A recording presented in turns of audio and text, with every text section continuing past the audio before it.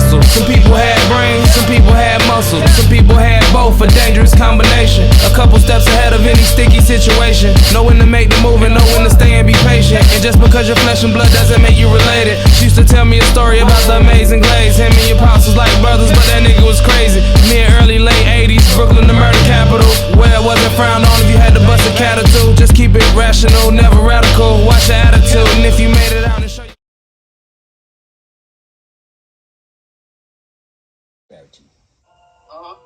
You was talking about how you made money while you was locked up.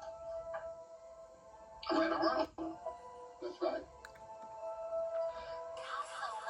So you made money by sending pictures, like you said, to women and men. You said you ain't let them come visit you. So in reality, you was sending pictures to mooks. All right, now stop right there. Ain't no stopping. I'm asking you a question. Because what man would want a picture from another man? And you can't. And you made sure. Listen to me. You made sure you stayed. One of them sent you money every month. Every month. That's right, every month. And what you say, 1,000? You accepted money from a man every month for pictures. Yes. That's right. That's right. That's all I want to hear. Right, so you coming over with this lady. Dudes cook for me. I had home feed the house. Who the fuck that bring out family? Feed everybody. Sam, my man Sam Boo, and my man Sam Boo, one of the realest dudes from the Bronx. He was down with Boy George, Chicky, and all of them. Sam Boo, they was getting millions. They could have reached $1 billion. They was the big meat back then. My man Sam was in prison, fucked up. My cook, my brother. That was my brother. Took care of him. My man Tuna. I made sure my man Tuna was in a whole nother jail. I told you I was getting mail letters, money from everywhere. Yo, listen. My man is in his jail right here. Every month, make sure you send him $50 on my son's life, man. I said, make sure you send him money every month. I ain't got to count to y'all. I had so many people sending me shit when I was locked up. My man now be like, yo, why you ain't doing that jail shit you was doing, man? You was getting so much fucking bread. So you mean to tell me that I'm in jail, snitching for commissary? I didn't even go to commissary. I didn't go. I had over 50,000 in my account. I put money all in Sabu's account. I had about 2,000 to 3,000 in his account. I got about 700 in this dude's account. Because the police start getting on, where's all this money coming from? They start investigating. They call me down to the office. What's going on here? You got all this money in your account. You selling drugs or something? No. They don't even know if the motherfucker, I'm selling pictures. What? I didn't tell him, but you tell the motherfucker that I sell pictures of myself and my body to people. And I write letters for people, shoot the game, men, women, everybody send me money. I had a motherfucking dude that sent me $1,000 a month. 1,000 a month. Look, and out of all of that, I'm a beast. These dudes talk this shit, I'm a beast. Not this show off tonight, I'm show off tonight. I'm a beast. Everybody that was sending me money, not one of them ever came to visit me. First of all, this cartoon character, Freaky Toe Down, is a professional liar. Every time you say, word to my kids, or word to this, your word don't mean shit. It don't mean nothing. You a professional dick rider. You fucking, how many times you have men sending you money in your own words? I'd rather be a fucking rat, a snitch. I can live with that. But I was no pussy. I was no punk. Right now, you talking about you stand on accountability.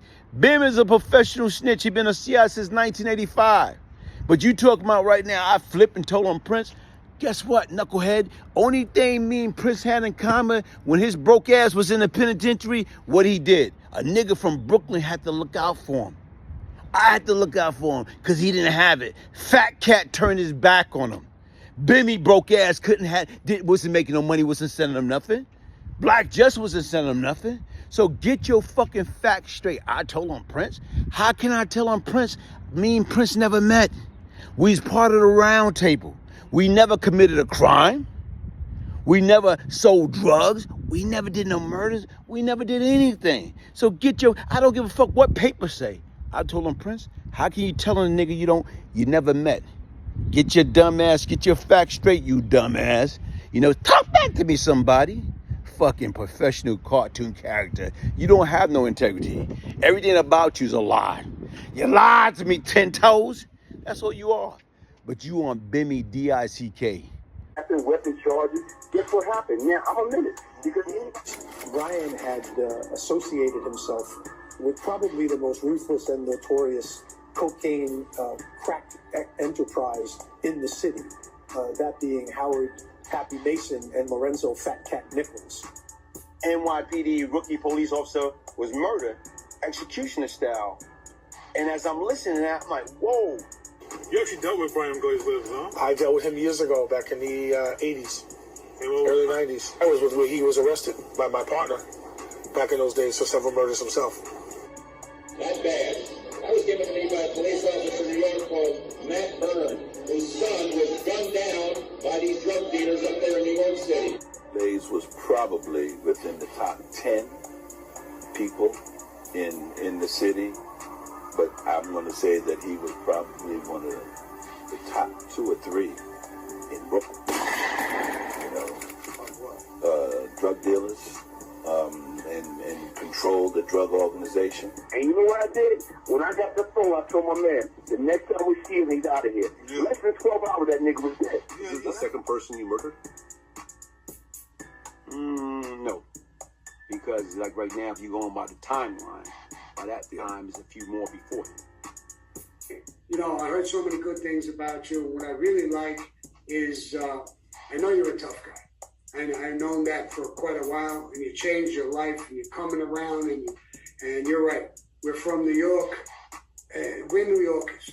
No matter what color you are, no matter what religion you are, no matter what you are, we're New Yorkers. Well, he was a drug kingpin himself. He was a drug lord himself back in those days, and he operated out of Brooklyn and East New York, and he committed a lot of violent acts himself. So if anybody knows the streets, he knows the streets.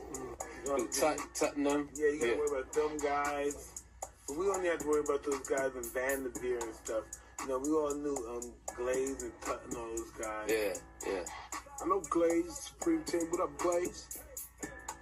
You know what I'm saying? Okay, Inside the Mind of a Killer, the Brian Glaze Gibbs story. Okay, I'll check that out.